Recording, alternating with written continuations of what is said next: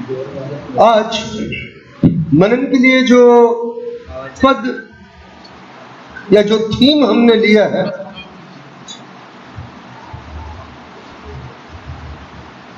उसके बारे में कुछ ऐसी बात है कि जब हम जवान थे, अपने अर्ली 20 में थे।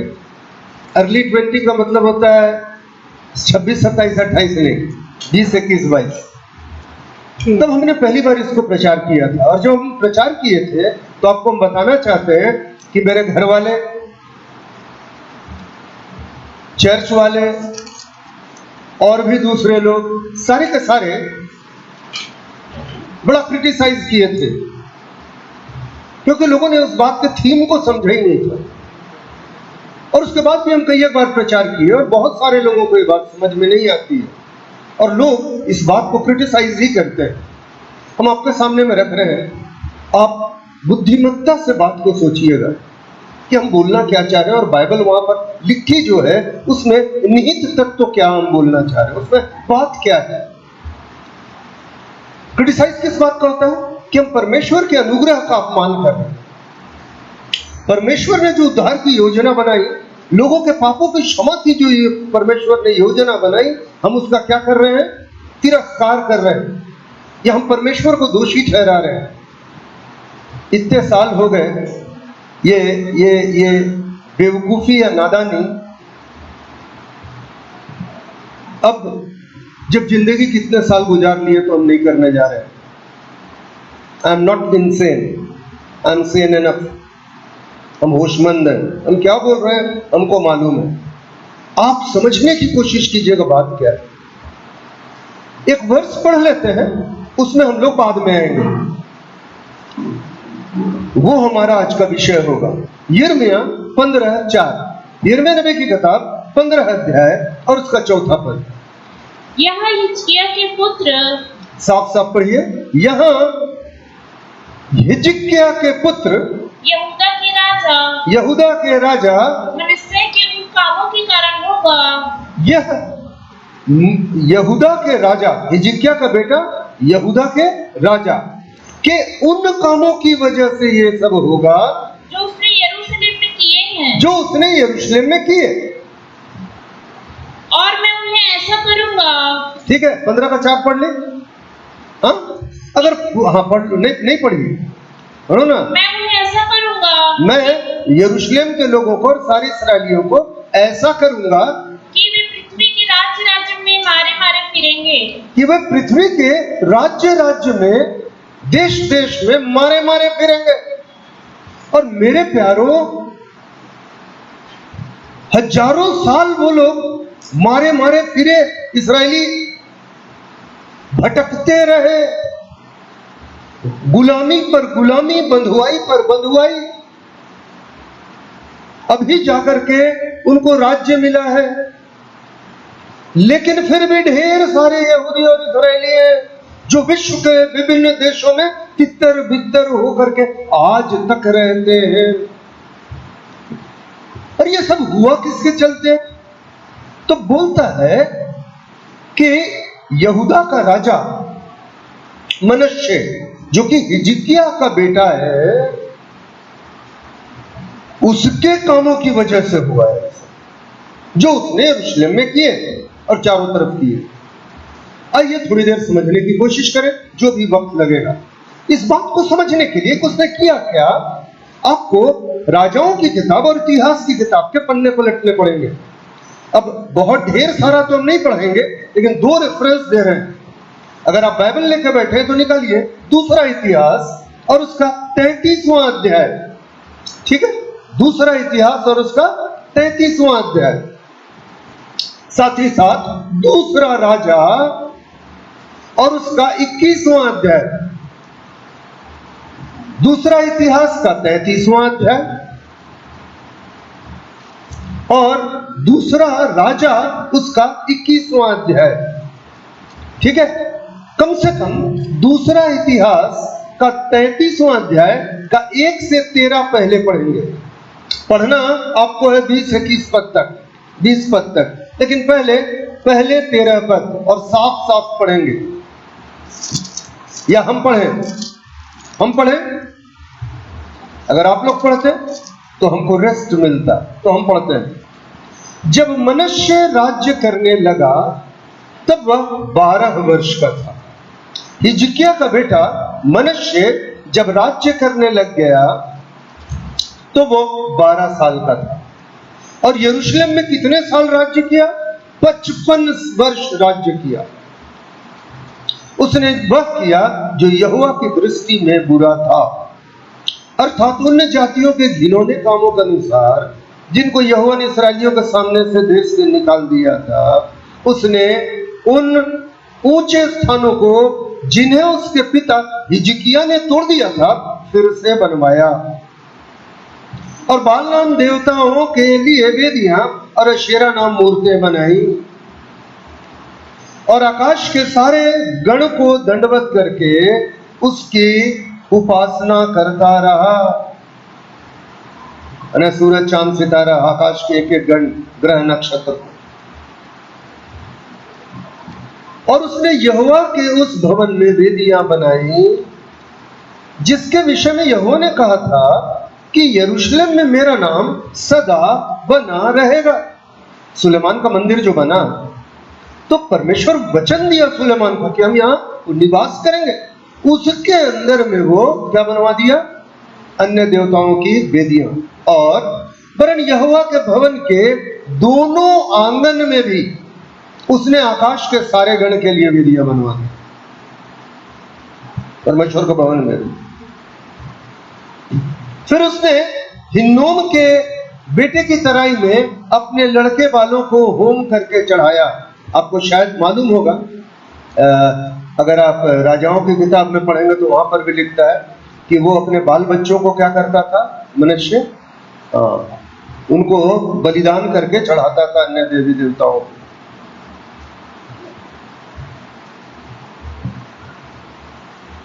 और शुभ अशुभ मुहूर्तों को मानता था। आप लोग भी मानते हैं शुभ अशुभ मुहूर्त बहुत? हाँ, और भविष्य फल और राशि फल, शुभ और अशुभ। और टोना टोटका और तंत्र मंत्र करता था। आप लोग करते हैं टोना टोटका? बच्चा घर में पैदा होता है, बच्चा को नहला धुला के तैयार करके काला वाला काजल का टीका इधर लगाते हैं कि नहीं? नहीं? सर क्या मेरा मुंह खुलवा रहे हैं आप लोग? मत सवेरे सवेरे ऐसा मत करो। और ओझा और भूत सिद्धि वालों से व्यवहार करता था, सुबह से शाम तक उन्हीं के साथ। वरन उसने ऐसे बहुत से काम किए जो यहोवा की दृष्टि में बुरे हैं और जिनसे वह अप्रसन्न होता है। उसने अपनी खुदवाई हुई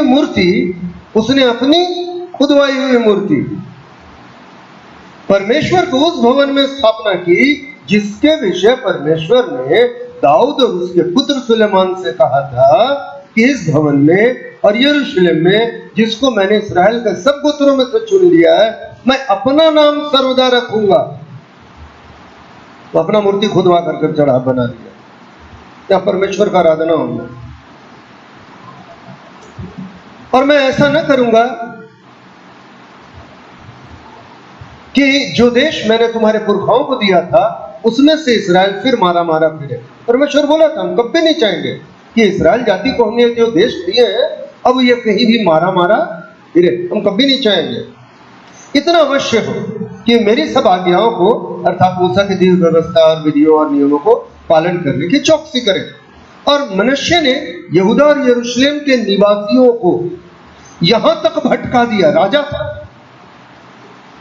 था तो वहां के निवासियों को क्या कर दिया? भटका दिया। आज्ञा दे देने से तो सब हो जाता है कि उन्होंने उन जातियों से भी बढ़कर बुराई की जिन्हें यहोवा ने इस्राएलियों के सामने से विनाश किया था। जो अन्य जाति थे इस्राएल में जिनको परमेश्वर वहां से निकाला था, उन लोग जितने बुरे बुरे चीज करते थे उससे कहीं ज्यादा इस्राएली और यहूदी किए। और करवाया कौन? मनुष्य। और यहोवा ने मनुष्य और उसकी प्रजा से बातें की परंतु उन्होंने कुछ ध्यान नहीं दिया।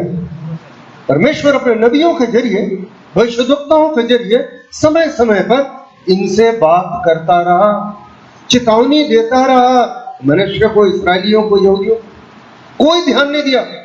तब यहोवा ने उन पर अश्शूर के सेनापतियों से चढ़ाई करवाई। अश्शूर देश के लोग उन पर चढ़ाई की और मनुष्य को नकेल डाल के, नकेल जानते हो कि नहीं जानते? नकेल कहां डाला जाता है? नहीं जानते? हाँ, कौन बोला? हाँ, नाक में डाला जाता है। बैल का देखे ना, नाक में नकेल डालते हो। हाँ, जिससे उसको क्या रखते हैं? कंट्रोल में। तो मनुष्य राजा होने के बावजूद उसका नाक में नकेल डाला गया और पीतल की बेड़ी से जकड़ करके उसको बाबुल ले गए, बाबुल देश, बंदवाई में, बेबीलोन। तब संकट में पड़कर वह अपने परमेश्वर यहोवा को मानने लगा और अपने पूर्वजों के परमेश्वर के सामने बहुत दीन हुआ और बहुत प्रार्थना की। ठीक है, अभी रुक जाते हैं यहां पर। एक बात आप लोग राजाओं की किताब से भी पढ़ लीजिए, 1 से 18 पर। दूसरा राजा 21 अध्याय 1 से 18। सेम यही चीज है। आप बोलेंगे हम टाइम क्यों बर्बाद कर रहे हैं? नहीं, हम रिपीट करके बात आपके सामने रखना चाह रहे हैं कि मनुष्य की वजह से इस्राएली दर दर ठोकर खाने लगे, बंधुआई में गए, अपना देश छूट गया, इस्राएली समाज बर्बाद हो गया। मनुष्य के काम के कारण यिर्मयाह की किताब बोलती है। तो मनुष्य किया क्या था? जानना चाहिए। इतिहास की किताब में कुछ देखे, जरा राजाओं की किताब में, अब आप लोग की आवाज में। ठीक है, मेरी आवाज में हमको जो बोलना था बोल दिए, आप लोग पढ़ दीजिए, तब हम संदेश शुरू करेंगे। जब मनुष्य राज करने लगा तब वह 12 वर्ष का था और यरूशलेम में 55 वर्ष तक राज्य करता रहा और उसकी माता का नाम हेप्सीबा था। उसने उन जातियों के घिनौने कामों के अनुसार जिनको यहोवा ने इस्राएलियों के सामने देश से निकाल दिया था, वह किया जो यहोवा की दृष्टि में बुरा था। हड़बड़ नहीं, आराम से पढ़ना।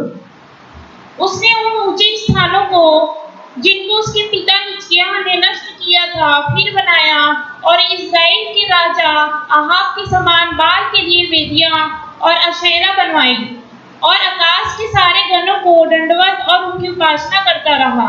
उसने यहोवा के उस भवन में वेदियां बनाई जिनके विषय यहोवा ने कहा था, यरूशलेम में मैं अपना नाम रखूंगा। वरन यहोवा के भवन के दोनों आंगनों में भी उसने आकाश के सारे गणों के लिए वेदियां बनाई। फिर उसने अपने बेटे को आग में होम करके चढ़ाया और शुभ अशुभ मुहूर्तों को मानता और टोना करता और ओझों और भूत सिद्धि वालों से व्यवहार करता था। उसने ऐसे बहुत से काम किए जो यहोवा की दृष्टि में बुरे हैं और जिनसे वह क्रोधित होता है। अशेरा की जो मूर्तियां उसने खुदवाई, उसको उसने उस भवन में स्थापित किया जिसके विषय यहोवा ने दाऊद और उसके पुत्र सुलेमान से कहा था, इस भवन में और यरूशलेम में जिसको मैंने इस्राएलियों के सब गोत्रों में से चुन लिया है, मैं सदैव अपना नाम रखूंगा। और यदि वे मेरी सब आज्ञाओं के और मेरे दास मूसा के द्वारा दी हुई पूरी व्यवस्था के अनुसार करने की चौकसी करें, तो मैं ऐसा ना करूंगा कि जो देश मैंने इस्राएल के पुरखाओं को दिया था उससे वे फिर निकालकर मारे मारे फिरे। परंतु उन्होंने ना माना, वरन मनसे ने उनको यहाँ तक भटका दिया कि उन्होंने उन जातियों से भी बढ़कर बुराई की जिनकी यहोवा ने इस्राएलियों के सामने से विनाश किया था। इसलिए यहोवा ने अपने दास भविष्यवक्ताओं के द्वारा कहा, यहूदा के राजा मनसे ने जो घृणित काम किए और जितनी बुराइयां अमोरियों ने जो उससे पहले थे की थी, उनसे भी अधिक बुराइयां की और यहूदियों से अपनी बनवाई हुई मूर्तों की पूजा करवा के उन्हें पाप में फंसाया है। इस कारण इस्राएल का परमेश्वर यहोवा यूं कहता है कि सुनो, मैं यरूशलेम और यहूदा पर ऐसी विपत्ति डालने चाहता हूँ कि जो कोई समाचार सुनेगा वह बड़े सन्नाटे में आ जाएगा। समझ में आ रहा है? यहां पर भी लिखता है कि मनुष्य के पाप के कारण परमेश्वर बोला अब हम इतना बड़ा विपत्ति इन लोगों पर में डालेंगे कि सारे के सारे लोग किसमें आ जाएंगे, सन्नाटे में आ जाएंगे। अब इस मनुष्य के जीवन में इसके बाद क्या होता है वो भी पढ़ लेते हैं, तब हम अपने संदेश में आएंगे। फिर से ये दूसरा इतिहास 33 अध्याय। आपको याद है अभी हम लोग पढ़े थे कि जब चिताया गया, ध्यान नहीं दिया, तब फिर अशूर देश का राजा को सेनापति आया, चढ़ाई किया, इन लोग को बंधुआई में ले गया, नाक में नकेल डाला, पीतल की बेड़ी में जकड़ करके बाबुल देश ले गया। जब संकट में पड़ गया तो क्या हुआ, परमेश्वर से गिड़गिड़ा के माफी मांगने लग गया मनुष्य, ठीक है, और प्रार्थना किया। तो क्या हुआ कि परमेश्वर ने उसकी विनती सुनी 13 पद, और उसको यरूशलेम में पहुंचा के उसका राज्य लौटा दिया। और मनुष्य को निश्चय हो गया कि यहोवा ही परमेश्वर है, ठीक है। 14 से 17 पद में देखिएगा कि अब वो जब लौट के आया है तो कोशिश किया कि पराये देवताओं की मूर्ति को हटा दे, यहोवा की वेदी की मरम्मत करे 16 पद में, और यहूदियों को यहोवा की उपासना करने के लिए आज्ञा भी दिया 16 पद में, ठीक है। ये रिफॉर्मेशन वो करने की कोशिश किया।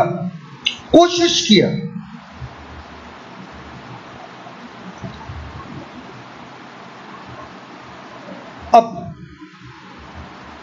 यिर्मयाह 15:4 बोलता है कि ये सब कुछ जो हो रहा है वो किसके चलते होगा, हिजकिय्याह के बेटा मनुष्य के कामों की वजह से जो उसने यरूशलेम में किए। ये यिर्मयाह 15:4 में है।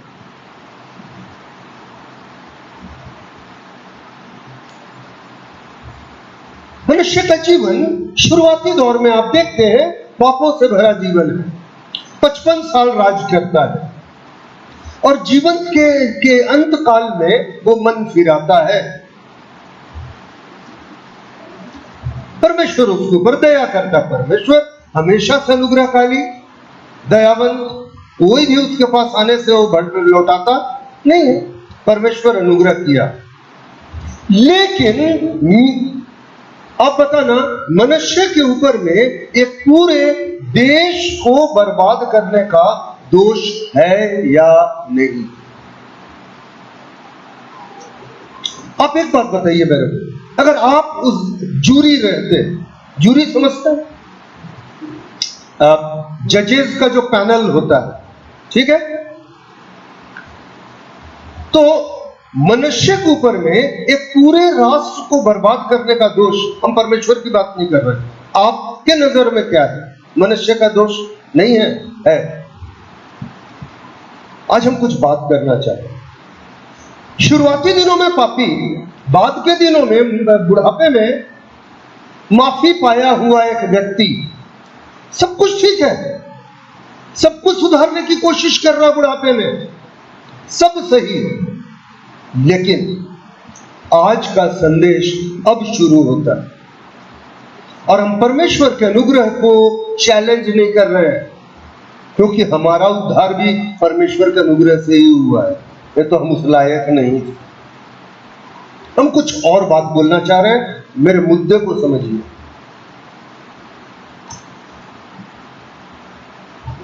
तुम सोच करके देखो, बुढ़ापे में ये मन फिराता है। 12 साल की उम्र में राजा बना, 55 साल राज्य किया,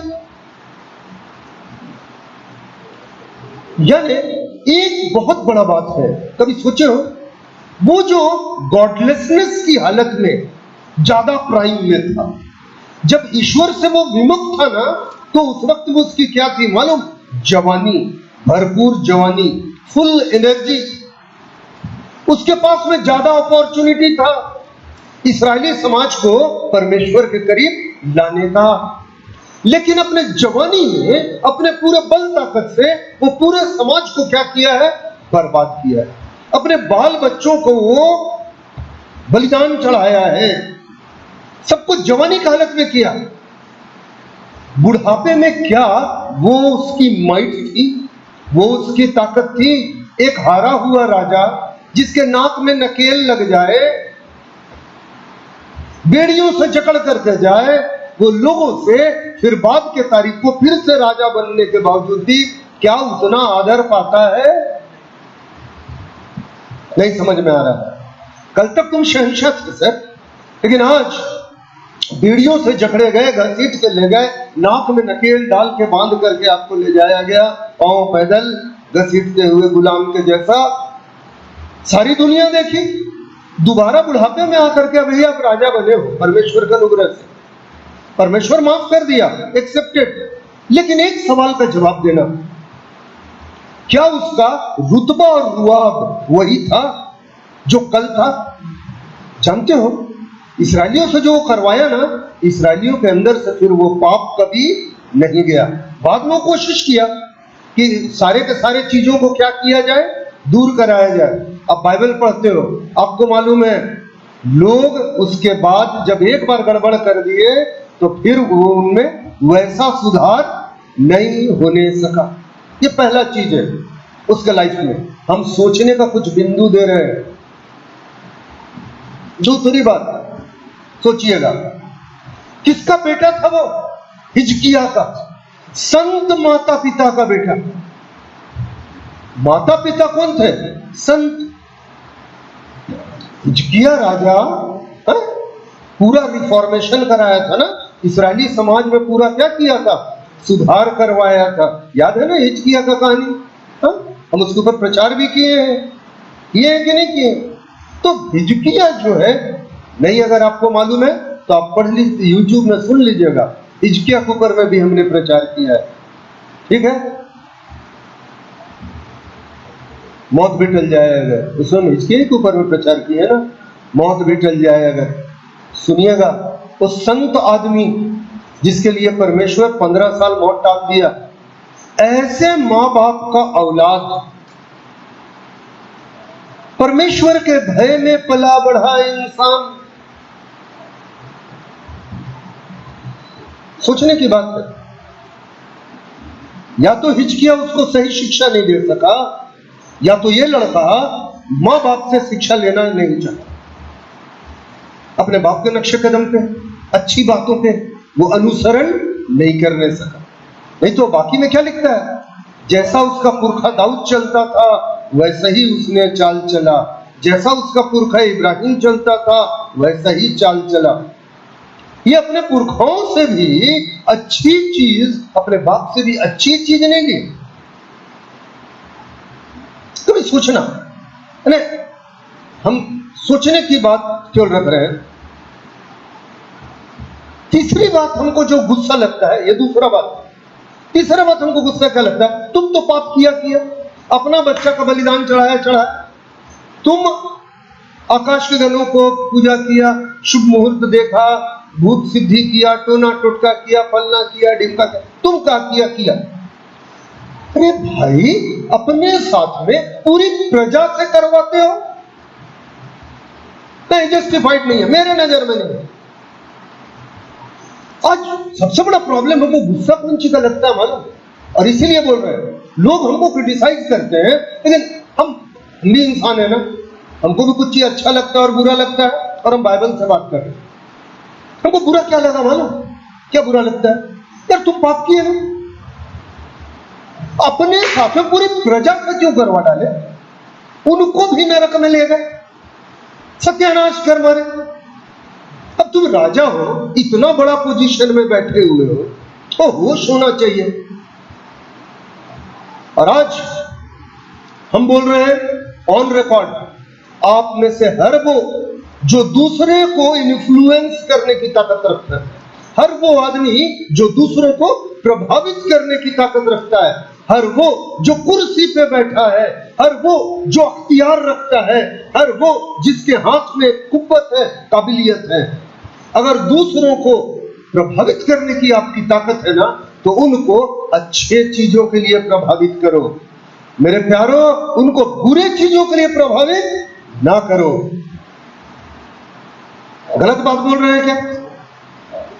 पूरी प्रजा को राजा है ना, प्रभावित कर सकता है, प्रजा से पाप करवाए, प्रजा से अच्छा काम भी करवा सकता था। संदेश मेरा क्या है? संदेश ये है कि अगर आप एक कुर्सी पे हैं, अगर आप प्रभाव डाल सकते हैं लोगों में, अगर आपके पास में कंटैक्ट है, अगर आपके पास में रुआब है, रुतबा है, पावर है, sir, if you are in a position to influence other, अगर आप इस जगह पे हैं कि आप लोगों को क्या कर सकते हैं, प्रभावित कर सकते हैं, तो उनको प्लीज अच्छे चीजों के लिए प्रभावित कीजिए, बुरे चीजों के लिए प्रभावित मत कीजिए। हम देखें काम करने की जगहों में भी बॉस भी गलत काम करवाता है, आया ना, हर जगह पे देखना, कहीं भी कुछ भी ऊपर से आदेश आता है, जो आदेश को उसका पालन करना है, वो सही गलत सब कुछ करना है, ये के प्रकार। भाई आप लोग अच्छे जगह पे हो, ऊपर जगह पे हो, तो कम से कम भला काम तो करो। ये हमको बड़ा बुरा लगता है। अगली बात जो हमको बुरा लगता है ना, वो 10 पद में जो है ना, कि परमेश्वर ने मनुष्य से और प्रजा से दोनों से बात किया, यानी परमेश्वर बार बार संभालना चाहा, बार बार वार्निंग दिया, बार बार, और वो कभी भी इस बात को मानने या समझने नहीं चाहा। जानते हो, ये ढिठाई की निशानी, ये स्टबर्ननेस ढिठाई की निशानी है। ये हमारे कठोर मनों को दिखाता है, जहां पर हम लोग परमेश्वर की चेतावनियों पर ध्यान नहीं देते हैं। परमेश्वर हमेशा हमको चिताता रहता है, समय और परिस्थिति के जरिए, अपने नबी और भविष्यद्वक्ताओं के जरिए, अपने वचन के जरिए, हाँ, अलग अलग तरीके से परमेश्वर हमेशा हमको क्या करते रहता है, चिताता रहता है, चितावनी देता है। समझ में आया? लेकिन हम लोग उसके ऊपर ध्यान नहीं देते। जैसा यूं बोलता है, परमेश्वर एक बार तो क्या वरन 2 बार बोलता है, लेकिन लोग हैं जो उसकी तरफ ध्यान नहीं देते। ये मनुष्य का स्वभाव है, हम लोग ध्यान नहीं देते। ये और भी गड़बड़ बात है। एक और बात हम आपको बोलना चाहेंगे, अगर आप ध्यान देंगे तो आप देखिए, ये इतना पाप करता रहा ना, पाप करता रहा और परमेश्वर की चेतावनी पर ध्यान नहीं दिया। याद रखना, पाप स्वतंत्रता नहीं, पाप गुलामी देता है। पाप स्वतंत्रता नहीं, पाप गुलामी देता है। पाप प्रतिष्ठा नहीं, शर्मनाक स्थिति देता है। क्या हुआ इस आदमी का 11वें पद में? अब देखते हैं 33 का 11 में, यहोवा ने उन पर अश्शूर के सेनापति से चढ़ाई करवाई और मनुष्य को नाक में नकेल डालकर और पीतल की बेड़ियां जकड़कर वो बाबेल में ले गए बंधुआई में।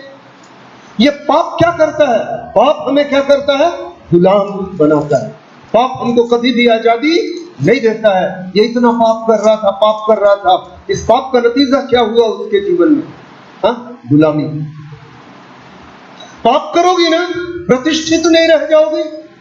तुम्हारा पाप कहीं ना कहीं पर चढ़ के बोलेगा और तुम किस जगह में आ जाओगे? Shameful condition. शेमफुल कंडीशन का मतलब क्या होता है? शर्मनाक हालत।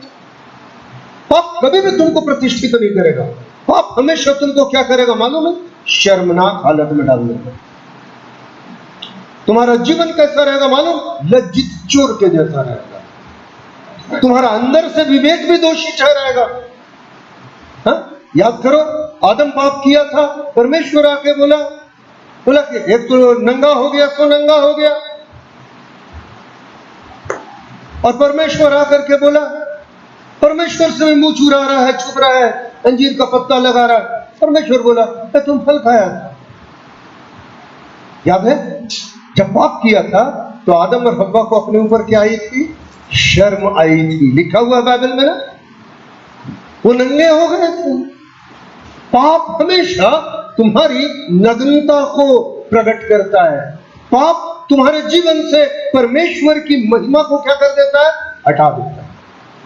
और जब पाप मेरे जीवन से मेरे परमेश्वर का आवरण, कवर या महिमा को हटा देता है, तब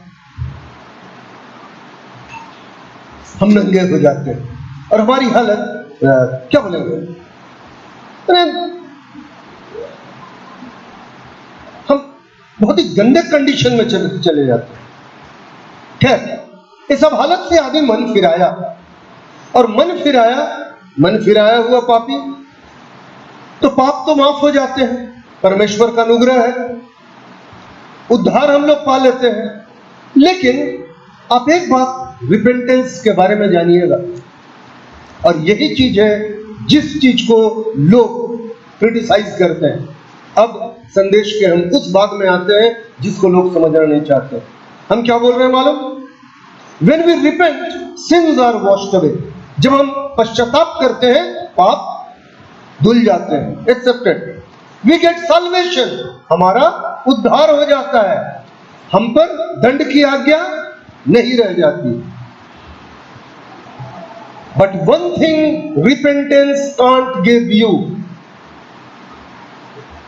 पश्चाताप एक चीज नहीं देगा, कॉन्सिक्वेंस ऑफ सिन, उस पाप का जो नतीजा हो गया ना, उससे छुटकारा नहीं मिलेगा। वो पाप जब किए तो उस पाप से जो हो गया नतीजा है ना, वो नहीं रिस्टोर होगा। पाप का माफी मिलेगा, बात को समझिएगा, नहीं तो आप बोलेंगे ये परमेश्वर का अनुग्रह का अपमान कर रहा है। नहीं कर रहे हैं, हम बार बार बोलते हैं अनुग्रह से उद्धार होता है, और हम बोलते हैं मन फिराओ जल्दी ताकि और पाप ना करो। हम ये बोल रहे हैं कि मेरा जो पाप है ना, उसका जो कॉन्सिक्वेंस है, उससे हम लोग नहीं बच पाते। हमको समझाना चाहेंगे और संदेश खत्म करेंगे। यिर्मयाह 15:4 जब आप पढ़े तो क्या हुआ? पता यह चला कि मनुष्य तो बच गए। पढ़ोगे 18 पद से दूसरा इतिहास और उसका 33 अध्याय 18 पद से पढ़ना है ना, अभी नहीं पढ़ने की जरूरत है। तो आकर के राज्य किया, इतिहास की पुस्तक में सब कुछ लिखा है, और उसकी प्रार्थना कैसे सुनी गई, उसका पाप और विश्वासघात, और उसने दीन होने से पहले क्या क्या गड़बड़ किया, सब होशे के वचनों में लिखा है। और मरा तो उसको दाऊदपुर में मिट्टी दी गई, सब कहानी उसका लिखा हुआ है। होशे की किताब में भी जाकर पढ़ना। हम दूसरा बात बोल रहे हैं, हम क्या बोल रहे हैं मालूम? अब सोचो, हम बोल रहे हैं हिजकिय्याह जो कर गया, हिजकिय्याह को माफी मिल गई, लेकिन उसके कर जाने से जो असर पैदा हो गया वो हो गया। जो उसका पाप का कॉन्सिक्वेंस, क्या बोलते हैं, पाप का परिणाम, पाप का जो परिणाम होना था, कॉन्सिक्वेंस होना था, उससे बच नहीं सकते।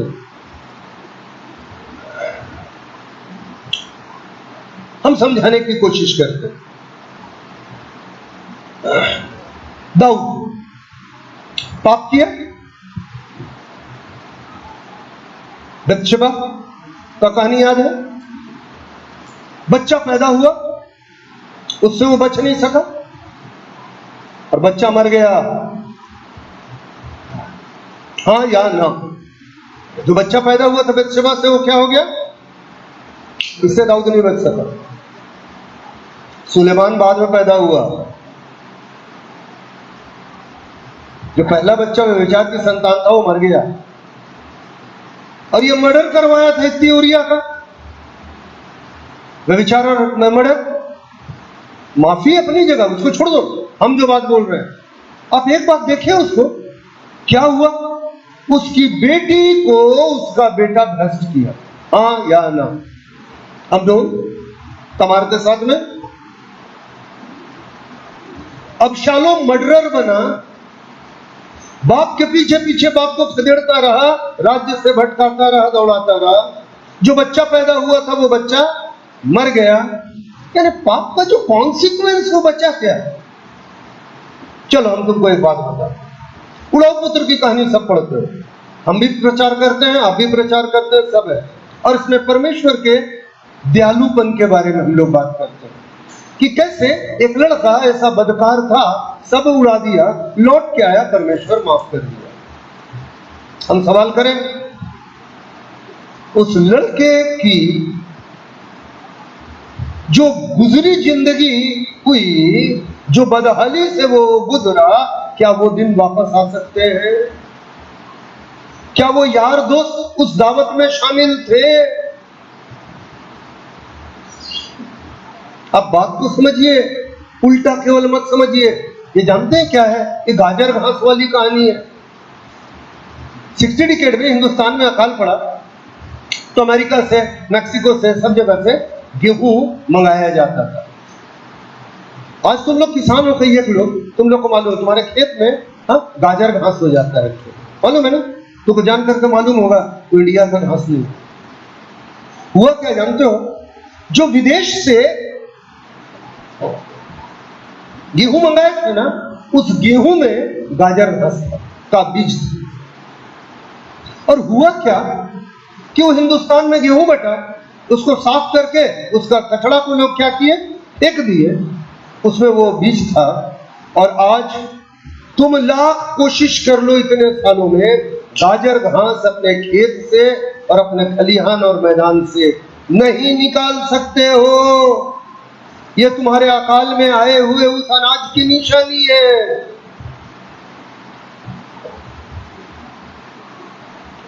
हम कुछ बोलना चाहते हैं, और वो बोलना क्या चाहते हैं? सुन, एक आदमी व्यभिचार कर दिया,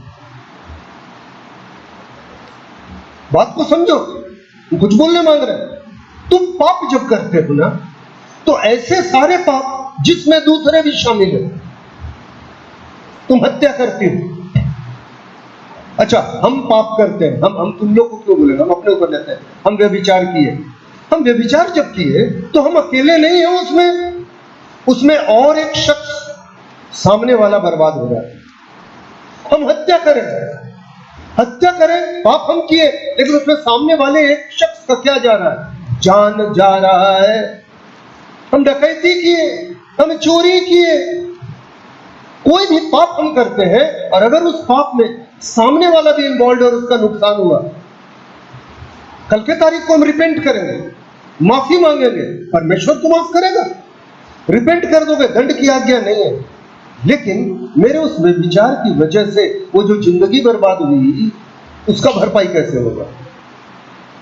अभी समझ में आ रहा हम क्या बोलना मांग रहे हैं? हम तो एक मर्डर कर दिए ना भाई, मर्डर जो कर दिए वो तो कर दिए। अब हमको तुम सजा दो, माफी दो, क्या दो? वो आदमी जिंदा थोड़ी हो रहा है। हेलो, यही चीज हम समझाना मांग रहे हैं। मनुष्य को जो करना था पाप कर दिया, और उसके करने के चलते पूरी इस्राएली जाति बर्बाद हो गई और गुलामी में चली गई। मेरा कहना है, इंसान का पाप, किया हुआ पाप का सजा तो परमेश्वर माफ कर देता है, लेकिन उस पाप का नतीजा, कॉन्सिक्वेंस जो आता है, कॉन्सिक्वेंस अलग चीज है, वो बच नहीं सकते हो। हम कई तरीके से बात कर सकते हैं। एसाव को क्या नहीं मिला? इब्रानी 12 का 16-17, एसाव को सब कुछ मिला, सब कुछ मिला। वो रो रो के मन फिर आया, सब कुछ मिला, लेकिन एक चीज नहीं मिला, पहलौठेपन का अधिकार नहीं मिला, क्योंकि वो गया तो गया। बाकी सब कुछ मिल गया एसाव को, सारी आशीष मिली, सब कुछ मिला, लेकिन वो जो एक चीज है, पहलौठेपन की आशीष, वो इब्रानी 12 अध्याय अगर पढ़ोगे, 16 से पढ़ोगे, क्या पढ़ दो, एक आधा रेफरेंस पढ़ ही दो। टाइम कितना देर हो गया? 40 मिनट, 50 मिनट, कितना देर हो गया?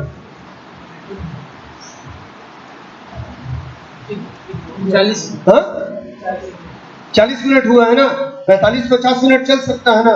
हाँ, चलो पढ़ो। ऐसा ना हो, यही चीज समझा रहा है कि कोई जन व्यभिचारी, क्योंकि उसमें दूसरा इन्वॉल्व है भाई। और हाँ, जिसने एक बार के भोजन के बदले अपने अपने होने का फल बेच डाला। हाँ, समझ में आता है ना?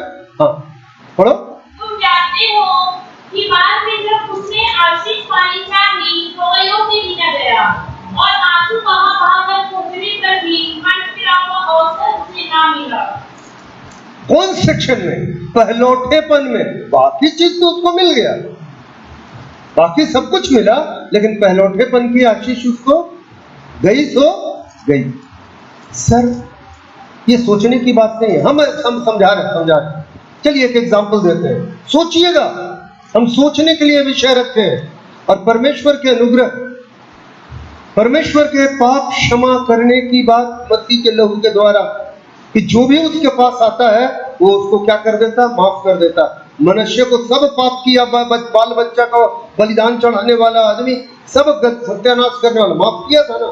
लेकिन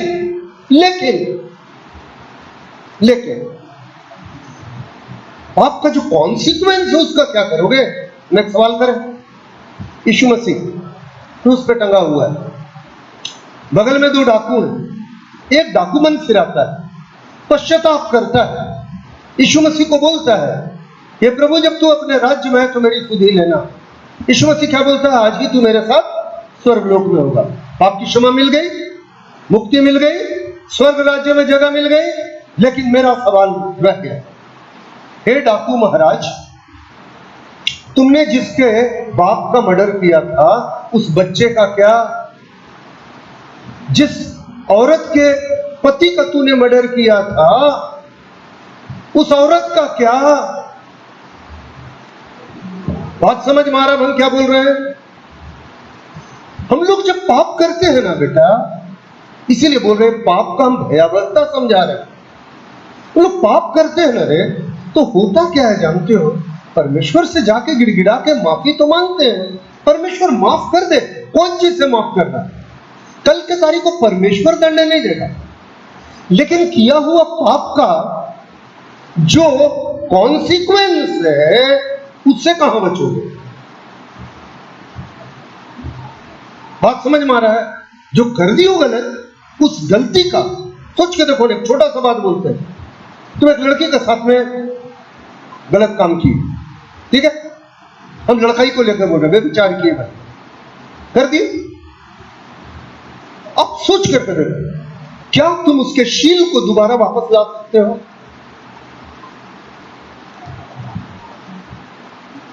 नहीं, हम कितना भयानक बात बोल रहे हैं। आप बोलोगे लाइव में ऐसा बात बोल रहे हैं अंकल, आप ऐसा चीज प्रचार करते हैं। हम पाप की भयानकता समझाना मांगते हैं, परमेश्वर का अनुग्रह का अपमान नहीं कर रहे। अरे परमेश्वर माफ कर दे, माफ कर दे, लेकिन हमने जो गुनाह किया उससे जो दूसरे को जो तकलीफ हुआ, उसका जो कॉन्सिक्वेंस हो गया, उससे कहां बचेंगे? नहीं समझ में आता है। अरे रुपया किसी का लिए थे तो 4 गुना फेर देंगे ना भाई। वो कौन किया था? जक्कई किया था। कुछ चीज है जिसको किए आप क्या कर सकते हो? रिवर्स कर सकते हो, नहीं या उसका कंपनसेशन दे सकते हो। किसी का मर्डर कर दिया तो क्या कंपनसेशन दोगे भाई? माफी मिल जाए, नरक नहीं जाओगे, हम मान लिया। लेकिन जिसका आपने मर्डर कर दिया, उसके घर खानदान पे जो असर पड़ा, उसका बीवी बच्चा जो मरा, उसका माए बाप जो परेशान हुआ, जो कुछ भी हुआ सत्यानाश, उसका क्या? क्या उस आदमी का जिंदगी वापस ला सकते हैं? सो मेरा संदेश क्या है वो सुनिए, और ये मत बोलिए कि निशिकांत मिश्रा उल्टा प्रचार करता है या परमेश्वर का अनुग्रह के विरुद्ध। नहीं, परमेश्वर अनुग्रहकारी है। हाँ, दया का सागर, क्षमा का खान। जो जाता है उसके पास टूटे मन से गिड़गिड़ा करके वो माफ करता है। परमेश्वर के ऊपर में कोई आक्षेप हम नहीं कर रहे भाई, हम बात दूसरे जगह कर रहे हैं। क्या बोल रहे हैं तो गौर से सुनिए। मनुष्य परमेश्वर को जानने वाला व्यक्ति था। मनुष्य कौन था? उसका बाप संत पुरुष था, वो एक इस्राएली घर खानदान में पैदा हुआ बच्चा था, वो सच्चे परमेश्वर को जानता था। तब जब नाक में नकेल लग के हाथ पांव में बीड़ी और बंदीगिरी में पड़ा हुआ है बाबेल में, तो तुरंत किसके पास गया? परमेश्वर के पास। कैसे गया? उसको मालूम है कि सच्चा परमेश्वर कौन है, वो डिठाई कर रहा है। यही चीज आपको हम समझाना मांग रहे हैं। आप में से हर एक वो शख्स जो परमेश्वर को जानते हैं, उसके अनुग्रह को जानते हैं, उसके अनुग्रह की आत्मा का अपमान मत कीजिए। क्या जाने आप मन फिराएं, कल के तारीख को आपको माफी भी हो जाए, लेकिन जो आपने किया है ना, वो चीज का कॉन्सिक्वेंस बना रह जाएगा। कभी आप सोचें हम क्या बोलना चाह रहे हैं। हम छोटा सा एग्जांपल दें। एक झूठ का दोष लगा करके एक प्रभु के सेवक की जिंदगी बर्बाद कर दी गई। समझ में? झूठा दोष लगाया था लोगों ने, षड्यंत्र रच के, और चर्च को दो टुकड़ा कर दिया। चारों तरफ में उस प्रभु के सेवक को बदनाम कर दिया गया। हम सच्ची घटना बता रहे हैं, नाम जगह नहीं बताएंगे, सन ईस्वी नहीं बताएंगे। जो होना था हो गया। बाद की तारीख को आप आते हैं, हालेलुया प्रेज द लॉर्ड करते हैं, माफी मांगते हैं 15 साल बाद, 20 साल बाद, सब आप कर लेते हैं। लेकिन उस शख्स की जिंदगी के 20 साल जो आपने बर्बाद किए, उस शख्स के माथे में जो काला पेंट आपने पोत दिया, उसका चर्च आपने तोड़ दिया, या गलीसिया में एक अजीब किस्म का माहौल क्रिएट किया। इस 20 साल के अंदर में जो कुछ आपने किया, अपने स्वार्थ के लिए किया। इसको आप 20 साल को लौटा के कैसे लाओ? आप उस शख्स की इज्जत को वापस कैसे लाओगे? दुनिया में मुंह से न जाने कितने लोगों तक वो बात गई, झूठी बात। आप हमको बताना, हम ये घटना आज से 2500-3000 साल पुरानी घटना बता, हकीकत बता रहे हैं। आप तो अपने लिए कर लिए ना, पाप एक गड़बड़ कर तो कर लिए, लेकिन उसका जो नतीजा हुआ, आप बाद में माफी भी मांग लो, आप उस शख्स से भी जाकर के बाद में माफी मांग ले, लेकिन जो होना था सो हो गया ना। सत्यानाश हुआ कि नहीं हुआ? सो आज का संदेश क्या है? रोमी 8:1 में क्या लिखता है? हाँ? रोमी 8 का 1, 6 का 15, 6 का 1, 2। हाँ, यह हम ऐसी ओरली बोल रहे हैं। अतः जो अब मसीह यीशु में है, उन पर दंड की आज्ञा नहीं, क्योंकि वे शरीर के अनुसार नहीं वरन आत्मा के अनुसार चलते हैं। तो भाई, अगर दंड की आज्ञा नहीं है तो शरीर के अनुसार मत चलो, आत्मा के अनुसार चलो। क्या है कि रोमी 6 का 1-2 में क्या लिखा हुआ है? तो हम क्या कहें? क्या हम पाप करते रहे इसलिए कि दंड की आज्ञा नहीं है? तेरे ऊपर दंड की आज्ञा नहीं है, यीशु मसीह ग्रहण कर ली, तो क्या है मतलब? पाप करते रहे। ये बात गले के नीचे मेरे नहीं उतर। हम इसी का अगेंस्ट बात कर रहे हैं। परमेश्वर का अनुग्रह का क्वेश्चन हम नहीं कर रहे हैं, परमेश्वर को उद्धार देने की बात के ऊपर क्वेश्चन हम नहीं कर रहे हैं, पापों की क्षमा के ऊपर में हम क्वेश्चन नहीं कर रहे हैं। हम क्वेश्चन कहां कर रहे हैं? हम ये बोला अनुग्रह से उद्धार तो हो गया, दंड की आज्ञा नहीं है, तो क्या करें? एक्चुअली ये पद कहां से पैदा हुआ है? 5वां अध्याय का अंत में देखो। 5वां अध्याय में कितने पद है? हेलो, किसी को? हाँ, 20वां पद पढ़ो, 20वां पद, 21वां पद नहीं, 20वां पद पढ़ो 5वां अध्याय का। क्या बोलता है? जहां पाप ज्यादा हुआ वहां अनुग्रह भी ज्यादा हुआ। पढ़ो पढ़ो, रोमी 5 का 20। हाँ, पढ़ो। व्यवस्था बीच में आ गई कि अपराध बहुत हो, परंतु जहां पाप बहुत हुआ वहां अनुग्रह उससे भी अधिक हुआ। इसका मतलब क्या है? 6ठा अध्याय के 1 पद में, और पाप करते रहो कि अनुग्रह और ज्यादा हो। यह गलत बात है, यह गलत बात है। याद रखना, पापों की क्षमा तो परमेश्वर दे भी दे, आप गिड़गिड़ाओगे, माफी मांगोगे, हो जाएगा। लेकिन एक चीज है, कॉन्सिक्वेंस बहुत सारे चीजों का क्या होता है? रह जाता है। किए हुए चीजों की निशानियां रह जाती है। समझ में आ रहा है ना? इसलिए होशमंद होना जरूरी है। किसको? जो जिंदा परमेश्वर को जानते हैं। मनुष्य को क्या होना चाहिए था? होशमंद होना चाहिए था, दिमाग ठिकाने रखना चाहिए था, क्योंकि परमेश्वर को जानता था। हम लोग भी जो परमेश्वर को जानते हैं, होशमंद हो और अपने जीवन में पाप करने से बाज आए। समझ में आ रहा है ना? हाँ, क्योंकि परमेश्वर से बाद में माफी मांगने से भी माफी तो हो गई, लेकिन उस पाप का जो कॉन्सिक्वेंस है अगर है तो झेलना पड़ सकता है। अब तुम सोचो ना, एक जन का घर में तुम जाकर, खेत में जाकर तुम आग लगा के चले आए, घर में आग लगा दिए, माफी मांगे, सब कुछ किए, जला हुआ अनाज तो वापस कर सकते हो, लेकिन उसमें उसका बच्चा जल गया तो उसको कहां से वापस करोगे?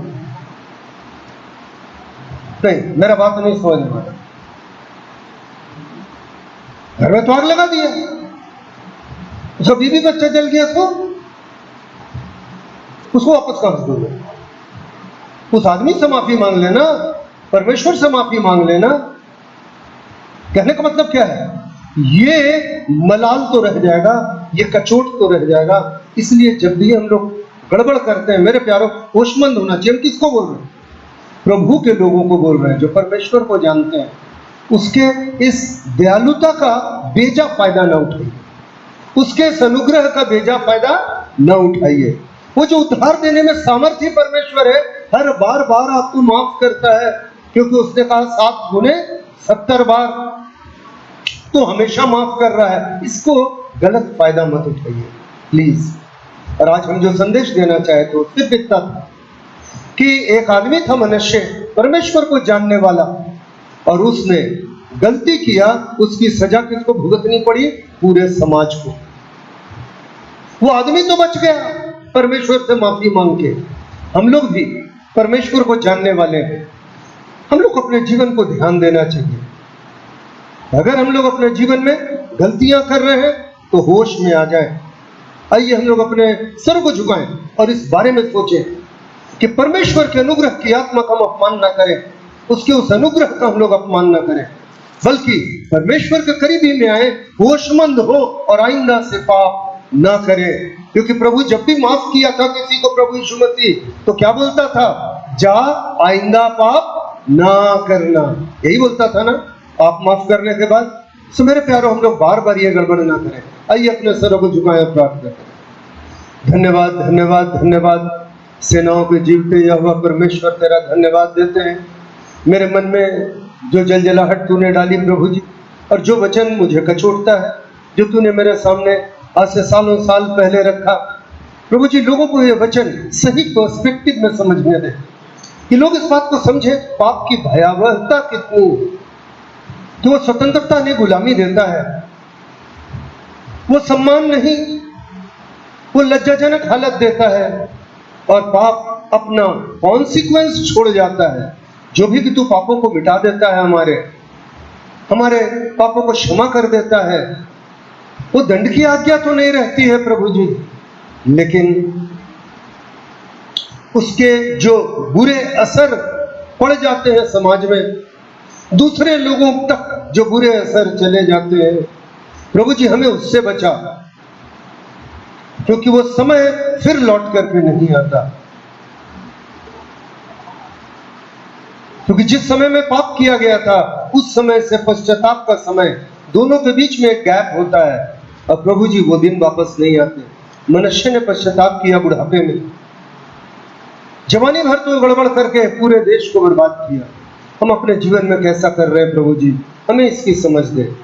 दया कर महान परमेश्वर, उनमें से प्रत्येक को अपने हाथ में ले, और प्रभु जी अपने मर्जी के मुताबिक संभाल और चला।